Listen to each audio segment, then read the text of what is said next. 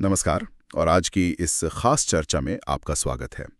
आज हम एक ऐसे विषय की गहराई में उतर रहे हैं जो टेक्नोलॉजी की दुनिया में लगातार अहम बना रहता है। असल दुनिया के जटिल, बड़े पैमाने के सिस्टम्स को आखिर समझा कैसे जाए। हम अक्सर सोचते हैं कि ये फेसबुक, गूगल, नेटफ्लिक्स जैसी कंपनियों के सिस्टम डिज़ाइन करना तो जैसे कोई जादू है।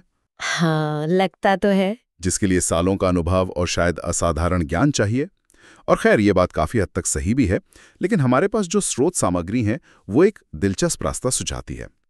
वो कहती है कि इस सीखने की प्रक्रिया को रफ्तार देने का एक कारगर तरीका है। अच्छा, क्या तरीका? उन कंपनियों के आर्किटेक्चर को ध्यान से समझना जिन्होंने वाकई अरबों उपयोगकर्ताओं के लिए सिस्टम बनाए और चलाए हैं। अच्छा, मतलब प्रैक्टिकल एग्जाम्पल से सीखना। हाँ, ये सिर्फ किताबी ज्ञान नहीं बल्कि मैदाने जंग से सीखे गए सबक हैं।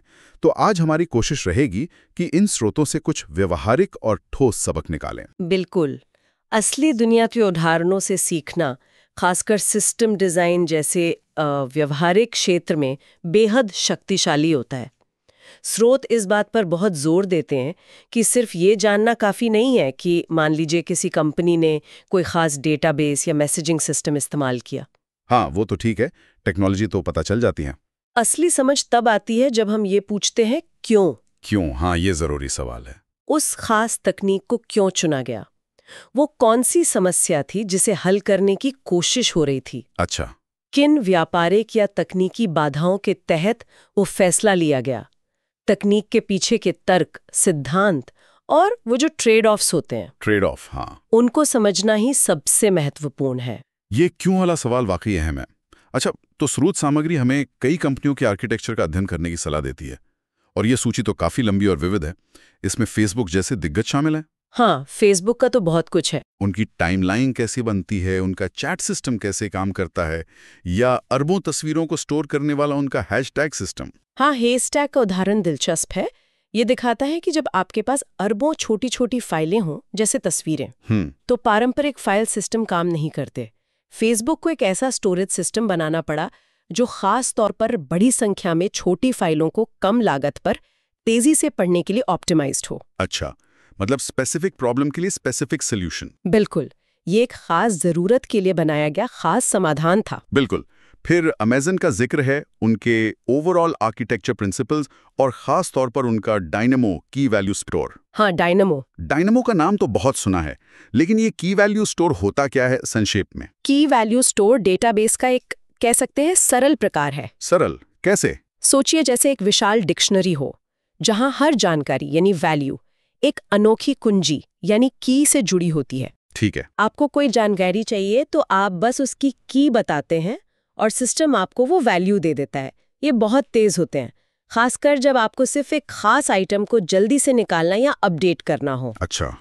अमेज़न ने डायनेमो मूल रूप से अपनी शॉपिंग कार्ट जैसी सेवाओं के लिए बनाया था। शॉपिंग कार्ट, अच्छा। हाँ, जहाँ हर वक्त उपलब्धता मतलब अवेलेबिलिटी सबसे ज़रूरी थी। आपका कार्ट हमेशा दिखना चाहिए, भले ही उसमें सेकंड भर पहले का ही डेटा क्यों ना हो। हाँ, ये तो ज़रूरी है। ये उपलब्धता बनाम स्थिरता मतलब अवेलेबिलिटी वर्सेस कंसिस्टेंसी के ट्रेड ऑफ का एक क्लासिक उदाहरण है। अच्छा, तो ये ट्रेड ऑफ यानी लेन देन वाली बात महत्वपूर्ण है, मतलब कुछ पाने के लिए कुछ छोड़ना पड़ता है। बिल्कुल, हर डिजाइन में होता है ये। स्रोत नेटफ्लिक्स का भी जिक्र करते हैं, उनका पूरा टेक्नोलॉजी स्टैक, एबी टेस्टिंग और सिफारिशें मतलब रिकमेंडेशंस। हाँ, नेटफ्लिक्स की सिफारिशें तो कमाल की होती हैं। हाँ, और नेटफ्लिक्स का उदाहरण दिखाता है कि बड़े पैमाने पर लगातार प्रयोग करना, जैसे एबी टेस्टिंग, हाँ, वो बहुत करते हैं। वो सिर्फ एक अच्छी बात नहीं बल्कि प्रोडक्ट को लगातार बेहतर बनाने और उपयोगकर्ता अनुभव को मन मुताबिक ढालने का एक बुनियादी तरीका है। बुनियादी तरीका। हाँ, मतलब ए/बी टेस्टिंग का मतलब है कि वे एक ही समय में अपने सिस्टम के कई संस्करण चलाते हैं, अलग अलग उपयोगकर्ता समूहों को अलग अलग संस्करण दिखाते हैं और फिर डेटा के आधार पर तय करते हैं कि कौन सा संस्करण बेहतर प्रदर्शन कर रहा है। अच्छा, डेटा से सीखते हैं। ये सिर्फ इंजीनियरिंग नहीं बल्कि डेटा संचालित उत्पाद मतलब डेटा ड्रिवन प्रोडक्ट डेवलपमेंट का बेहतरीन उदाहरण है। और गूगल के बारे में भी स्रोत बताते हैं, उनका आर्किटेक्चर, उनका file system GFS, Google file system. हाँ, और गूगल डॉक सिंक्रोनाइजेशन कैसे काम करता है। यूट्यूब की स्केलेबिलिटी की कहानियां भी हैं। सोची यहीं खत्म नहीं होती। इंस्टाग्राम, ट्विटर का स्नोफ्लेक, खासकर उनका Snowflake ID generation system. Uber का real time market platform, Pinterest, LinkedIn, Flickr, Dropbox, यहाँ तक कि व्हाट्सएप भी। हाँ, व्हाट्सएप का आर्किटेक्चर भी काफी अलग है। ये सब अलग अलग तरह की चुनौतियां और उनके समाधान पेश करते हैं। ट्विटर का स्नोफ्लेक सिस्टम क्या है? ये आईडी वाला क्या चक्कर है? स्नोफ्लेक ट्विटर की एक खास जरूरत से पैदा हुआ। अच्छा। जब आप ट्विटर पर हर सेकंड हजारों ट्वीट पोस्ट कर रहे हो, हाँ और ये ट्वीट दुनिया भर के अलग अलग सर्वर से आ रहे हो, हाँ, स्केल तो बहुत बड़ा है। तो आपको हर ट्वीट को एक अनोखी आईडी, यूनिक आईडी देनी होती है जो समय के साथ बढ़ती भी जाए, मतलब क्रोनोलॉजिकली सॉर्टेबल हो। ठीक है। ये आईडी बनाने का काम सुनने में आसान लगता है, लेकिन इतने बड़े पैमाने पर और बिना किसी सेंट्रल कोऑर्डिनेटर के करना बहुत मुश्किल है। हाँ, मुश्किल तो होगा। स्नोफ्लेक एक ऐसा ही डिस्ट्रीब्यूटेड सिस्टम है जो ये काम करता है। ये सुनिश्चित करता है कि हर आईडी अनोखी हो और मोटे तौर पर समय के क्रम में हो, बिना किसी एक सर्वर पर निर्भर हुए। ये डिस्ट्रीब्यूटेड सिस्टम डिजाइन का एक अच्छा उदाहरण है। इतने सारे उदाहरण देखकर ये सवाल उठता है कि क्या इनमें कुछ आम चुनौतियां या पैटर्न हैं जिनसे हम सीख सकते हैं?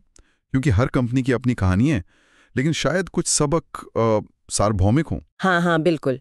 इन उदाहरणों की विविधता के बावजूद कुछ मुख्य चुनौतियां और उनसे निपटने के तरीके बार बार सामने आते हैं। स्रोत सामग्री भी इसी ओर इशारा करती है। जैसे? पहला तो है स्केलिंग। हाँ, ये शायद सबसे आम चुनौती है। हाँ, हर किसी को स्केल करना है। फेसबुक, ट्विटर, गूगल, इन्हें अरबों उपयोगकर्ताओं तक पहुंचना था।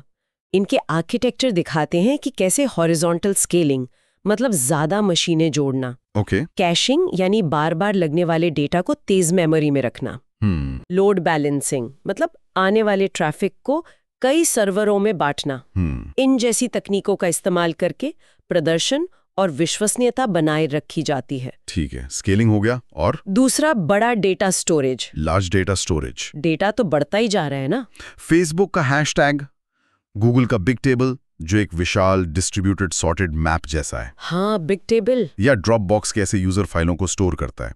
ये सब दिखाते हैं कि जब डेटा टेराबाइट्स या पेटाबाइट्स में हो तो उसे कुशलता से स्टोर और एक्सेस कैसे किया जाए। तो इसमें क्या करते हैं? इसमें अक्सर डेटा को कई मशीनों पर बांटना, मतलब शार्डिंग, और डेटा प्रतिकृति यानी रेप्लिकेशन जैसी तकनीकें शामिल होती हैं। अच्छा, शार्डिंग और रेप्लिकेशन। और रियल टाइम सिस्टम्स का क्या, जैसे उबर? हाँ, तीसरा पॉइंट वही है, real time systems. Real time systems. Uber का मार्केट प्लेटफॉर्म जो ड्राइवर्स और यात्रियों को तुरंत मिलाता है, या ट्विटर की लाइव फीड। हाँ, बिल्कुल लाइव। इनमें कम विलंबता, लो लेटेंसी, यानी बहुत कम देरी में जवाब देना महत्वपूर्ण होता है।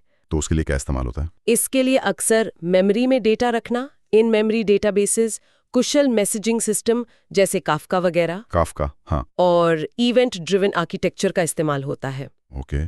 और डिस्ट्रीब्यूटेड डेटा स्टोर्स, आपने डायनामो का जिक्र किया था। जी, चौथा पॉइंट, डिस्ट्रीब्यूटेड डेटा स्टोर्स, जैसे फेसबुक का TAO जो उनके सोशल ग्राफ के लिए है। TAO? हाँ, या अमेज़न का डायनामो। ये दिखाते हैं कि जब डेटा कई मशीनों पर फैला हो तो उसमें स्थिरता, कंसिस्टेंसी, मतलब क्या सभी को एक ही समय में अपडेटेड डेटा दिखता है, और उपलब्धता, अवेलेबिलिटी, यानी क्या सिस्टम हमेशा अनुरोधों का जवाब देने के लिए तैयार है। अच्छा, कंसिस्टेंसी और अवेलेबिलिटी, इनके बीच संतुलन कैसे साधा जाए, ये कैप प्रमेय जैसे सैद्धांतिक कॉन्सेप्ट्स के व्यवहारिक अनुप्रयोग दिखाते हैं। Cap theorem? हाँ, और कुछ खास बातें। हाँ, पांचवा पॉइंट, खास जरूरतें और अनुकूलन, स्पेसिफिक नीड्स एंड ऑप्टिमाइजेशन, मतलब कस्टमाइजेशन। एक तरह से ट्विटर का स्नोफ्लेक एक उदाहरण है। दूसरा, फेसबुक का टाइमलाइन के लिए डीनॉर्मलाइजेशन का इस्तेमाल। डीनॉर्मलाइजेशन, ये क्या होता है? डीनॉर्मलाइजेशन का मतलब है डेटा को जानबूझकर दोहराना, डुप्लीकेट करना, ताकि उसे पढ़ने में आसानी हो। अच्छा, पढ़ने में आसानी के लिए। हाँ, भले ही लिखने में थोड़ी ज्यादा मेहनत लगे या डेटा में थोड़ी असंगति, इनकंसिस्टेंसी का जोखिम हो। ये दिखाता है कि कभी-कभी प्रदर्शन के लिए स्थापित डेटाबेस डिजाइन नियमों को भी तोड़ना पड़ता है। ये वर्गीकरण वाकई मददगार है। ये दिखाता है कि अलग-अलग नामों और तकनीकों के पीछे कुछ बुनियादी समस्याएं और समाधान के पैटर्न छिपे होते हैं। लेकिन एक सवाल मन में आता है, क्या इन बड़ी स्थापित कंपनियों के समाधान हमेशा छोटे स्टार्टअप्स या मध्यम आकार की टीमों के लिए भी उतने ही प्रासंगिक है? ये बहुत जरूरी सवाल है। कहीं ये ओवर इंजीनियरिंग का खतरा तो नहीं बढ़ाते? ये एक बहुत ही महत्वपूर्ण और वाजिब सवाल है, और इसका जवाब है जरूरी नहीं। जरूरी नहीं। हाँ, गूगल जिस पैमाने पर काम करता है उस पैमाने की जटिलता शायद 10 लोगों की टीम वाले स्टार्टअप के लिए न केवल अनावश्यक है बल्कि हानिकारक भी हो सकती है। बात तो सही है। इन केस स्टडीज से सीखने का मतलब ये नहीं है कि आप सीधे उनके समाधानों की नकल करें। तो फिर क्या सीखें? सीखने वाली बात है उनकी सोच प्रक्रिया, उनका थॉट प्रोसेस अच्छा। और उनका विकास का रास्ता, मतलब एवोल्यूशनरी पाथ। ज्यादातर सफल सिस्टम सरल शुरुआत करते हैं। शुरू में सिंपल। हाँ, जटिलता तभी लाई जाती है जब स्केल, प्रदर्शन की जरूरतें या व्यावसायिक आवश्यकताएं उसे अनिवार्य बना देती हैं। सीधे सबसे जटिल समाधान पर कूदना अक्सर एक एंटी पैटर्न होता है। एंटी पैटर्न मतलब गलत तरीका। बिल्कुल। इन उदाहरणों से हमें यह सीखना चाहिए कि कब किस तरह के ट्रेड ऑफ करने पड़ते हैं और क्यों। तो मतलब सबक ये है कि संदर्भ, कॉन्टेक्स्ट बहुत महत्वपूर्ण है। समाधान समस्या के अनुरूप होना चाहिए, न कि किसी बड़ी कंपनी की नकल। एकदम सही। ठीक है। अब स्रोत सामग्री एक और बहुत महत्वपूर्ण संसाधन का जिक्र करती है जहां से ये व्यावहारिक ज्ञान मिल सकता है, और वो है इन कंपनियों के अपने इंजीनियरिंग ब्लॉग्स। हाँ, ये इंजीनियरिंग ब्लॉग्स वास्तव में सोने की खान है। सोने की खान कह सकते हैं। इनकी खासियत ये है कि ये अक्सर उन इंजीनियरों द्वारा लिखे जाते हैं जो रोजमर्रा की समस्याओं से जूझ रहे होते हैं, सिस्टम डिजाइन कर रहे होते हैं, उन्हें बना रहे होते हैं और चला रहे होते हैं। मतलब फर्स्ट हैंड अकाउंट। जी, ये एकेडमिक पेपर या मार्केटिंग सामग्री नहीं होते। ये अक्सर जमीनी हकीकत बयान करते हैं।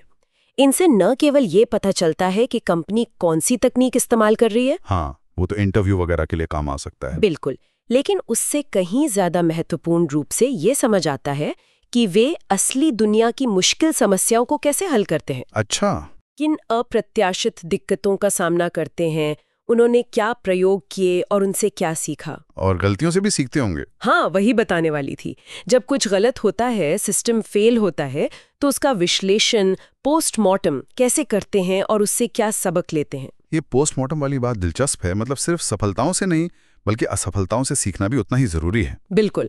कई अनुभवी इंजीनियर कहते हैं कि असली और गहरी सीख अक्सर तब मिलती है जब कोई सिस्टम अप्रत्याशित तरीके से फेल होता है। अच्छा। उन वॉर स्टोरीज या गहन तकनीकी विश्लेषण वाले ब्लॉग पोस्ट पढ़ना, जो इंजीनियर पूरी ईमानदारी से बताते हैं कि क्या गलत हुआ, क्यों हुआ और भविष्य में उसे कैसे रोका जाएगा, वो ज्ञान बेहद मूल्यवान होता है। हाँ, ये तो हो गई। बेशक, हमें ये भी ध्यान रखना चाहिए कि कंपनियां सार्वजनिक रूप से क्या साझा करती हैं, इस पर उनका नियंत्रण होता है। हाँ, सब कुछ तो नहीं बताते होंगे। जाहिर है, वे शायद अपनी हर असफलता का ढिंढोरा न पीटें, लेकिन फिर भी अच्छे इंजीनियरिंग ब्लॉग्स आश्चर्यजनक रूप से पारदर्शी हो सकते हैं और उनसे बहुत कुछ सीखा जा सकता है। स्रोत सामग्री में कई जाने माने इंजीनियरिंग ब्लॉग्स की सूची भी दी गई है। इसमें Airbnb, Amazon web services, AWS का ब्लॉग तो बहुत अच्छा है। मेटा, फेसबुक, गूगल, नेटफ्लिक्स, उबर, ट्विटर जैसी बड़ी मछलियां तो हैं ही। हाँ, ये सब तो है ही। साथ ही Slack, Spotify, Stripe, Pinterest, LinkedIn, Dropbox और यहाँ तक कि जूम जैसे और भी कई महत्वपूर्ण नाम शामिल हैं। जूम भी? अच्छा। स्रोत का सुझाव है कि इन्हें नियमित रूप से फॉलो करना किसी भी सॉफ्टवेयर इंजीनियर या सिस्टम डिजाइनर के पेशेवर विकास के लिए बहुत फायदेमंद हो सकता है। निश्चित रूप से ये निरंतर सीखने की प्रक्रिया का एक अहम हिस्सा है। हाँ, टेक्नोलॉजी तो बदलती रहती है बहुत तेजी से। Cloud computing, micro services, serverless, AI/ML का बढ़ता इस्तेमाल, ये सब नई चुनौतियां और नए अवसर पैदा कर रहे हैं। सही बात है। इन ब्लॉग्स के माध्यम से आप न केवल नई तकनीकों, आर्किटेक्चरल पैटर्न और रुझानों से अपडेटेड रह सकते हैं, बल्कि आप दूसरों के अनुभवों, उनकी सफलताओं और गलतियों से सीखकर अपनी निर्णय लेने की क्षमता को बेहतर बना सकते हैं।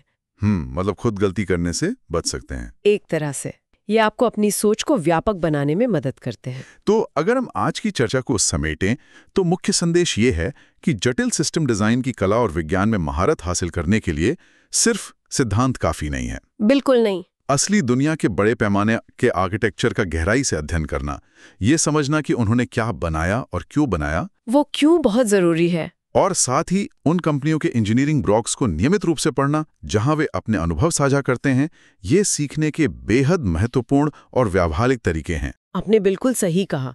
स्रोत सामग्री भी यही रेखांकित करती है कि ये ज्ञान इकट्ठा करने और कौशल विकसित करने की एक यात्रा है जिसमें समय और लगातार प्रयास लगता है। हाँ, रातों रात तो कुछ नहीं होता। रातों रात कोई विशेषज्ञ नहीं बनता।